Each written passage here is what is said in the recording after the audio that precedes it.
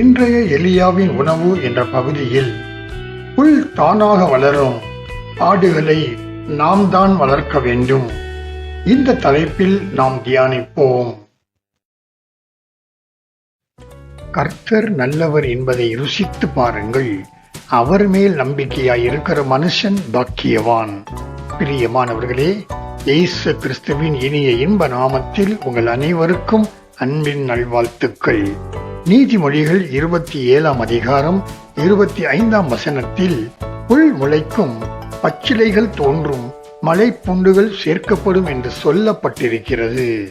புல் முளைப்பதற்கு நாம் எந்தவித பிரயாசமும் பட தேவையில்லை. அது தானாகவே வளரும். பச்சிலைகளும் தானாக தோன்றும், மலை பூண்டுகளும் தானாக தோன்றும். ஏனென்றால் அதை கர்த்தர் ஜீவனுள்ள விலங்குகளுக்காக முளைப்பிக்கிறார்.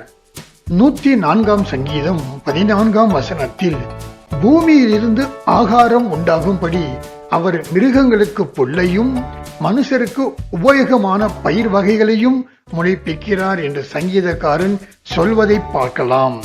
புல் இலவசமாக கிடைப்பது போல நம்முடைய கர்த்தரிடமிருந்து ஜனங்களுக்கு ரட்சிப்பும் இலவசமாக கிடைக்கிறது.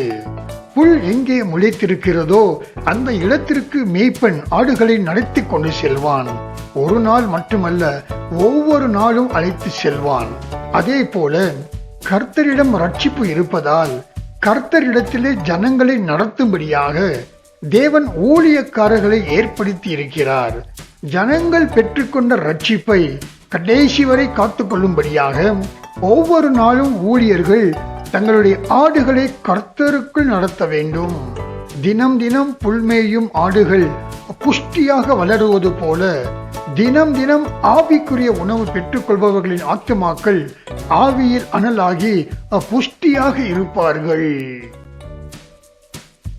பச்சை பசேல் என்றிருக்கும் புல்வெளி தங்கள் சாட்சிகளை காத்துக் கொள்கிற ரட்சிப்படைந்த ஜனங்களைப் போல் என்று எடுத்துக்கொள்ளலாம். பச்சை பசேல் என்று இருக்கும் புல்வெளியை பார்க்கும் போது அந்த இடத்திலே உட்கார்ந்து சிறிது நேரத்தை ரம்மியமாக செலவழிக்க மனது வாஞ்சிக்கும். ஆனால் அதே புல்வெளி காய்ந்து இருந்தால் அந்த இடத்திலே உட்காருவதற்கு மனம் இடம் கொள்ளாது. அதே போல ரட்சிப்பில் வந்த நாளிலிருந்து நாம் படிப்படியாக கர்த்தருக்குள் நல் சாட்சியுடன் வளரும் போது பச்சை பசேல் என்று இருக்கும் புல்வெளி ஜனங்களை தன் பக்கம் கவருவது போல நாமும் ஆத்துமாக்களை நம் பக்கம் இழுத்து ரட்சிப்பில் அவர்களை நடத்த முடியும். ஆகையினால் ரட்சிப்படைந்தவர்கள் சாட்சிகளை இழந்து காய்ந்து போன புல்வெளிகளைப் போல மாறிவிடாமல் பச்சை பசேல் என்று இருக்கும் புல்வெளியைப் போல எப்போதும் ஜனங்கள் நம்மை பார்த்து நம்மை பின்தொடர்ந்து அவர்களும் இயேசுவை தங்கள் சொந்த இரட்சகராக ஏற்றுக்கொள்ள செய்ய வேண்டும். யோவான் 6 அதிகாரம் 10 வசனத்திலே இயேசு ஜனங்களை உட்கார வையுங்கள் என்றார். அந்த இடம் மிகுந்த புல் உள்ளதாய் இருந்தது என்று எழுதப்பட்டிருக்கிறது.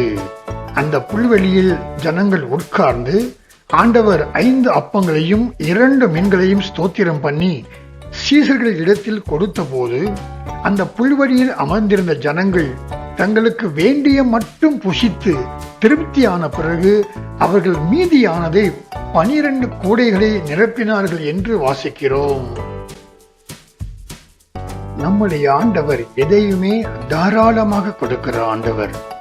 இயேசு ஜனங்களை புல்வெளியில் உட்கார வைத்து அவர்களுக்கு தேவையான உணவை மட்டும் கொடுக்காமல் தாராளமாக மீதியானதை எடுத்துக் கொள்ளும்படியாக ஆண்டவர் அற்புதம் செய்தார் என்பதை நாம் அறிவோம்.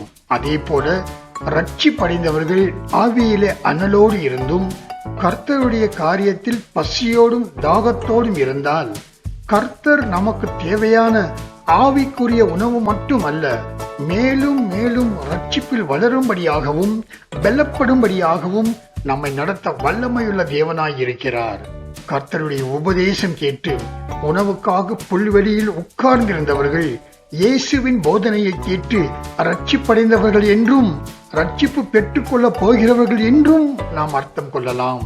ஆகையால் கர்த்தருக்குள் மன ரம்மியமாகவும் ஆவிக்குரிய தாகத்தோடும் பசியோடும் ரட்சிப்பை பெற்றுக்கொண்ட நாம் அவரை நோக்கி பார்க்கும்போது நிச்சயமாக அவரிடத்தில் இருந்து தினம் தினம் ஆவிக்குரிய உணவை பெற்று ஆவிக்குரிய சத்தியத்தில் மேன்மை அடையலாம் என்பது மறுக்க முடியாத உண்மை.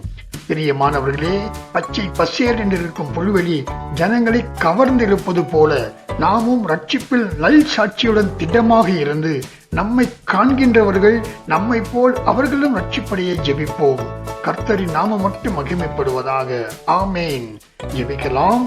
அன்பின் பரலோக தகப்பனே, உமக்கு எங்கள் வணக்கங்கள்.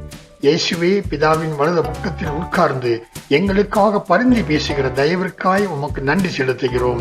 ஆவியானவரே, நீர் எங்களோடு இருந்து வழிநடத்தும் தயவுக்காய் உமக்கும் நன்றி செலுத்துகிறோம். கர்த்தாவே, உமது பிள்ளைகளை பார்க்கிறவர்கள் உம்மை ஏற்றுக்கொள்ளும்படி அவர்கள் எல்லாவித சாட்சிகளோடு ஆத்ம பாரம் உள்ளவர்களாய் வாழ்ந்து வர செய்கிற தயவுக்காய் உமக்கே நன்றி செலுத்துகிறோம். தொடர்ந்து அவர்கள் தங்கள் சாட்சிகளை காத்துக்கொள்ள உதவுவீராக. இயேசுவின் நாமத்தில் ஆமேன். இந்த காணொளியை பார்த்து உங்களையும் உங்கள் குடும்பத்தையும் தேவன் தாமே அபரிமிதமாக ஆசீர்வதிப்பாராக. ஆமேன்.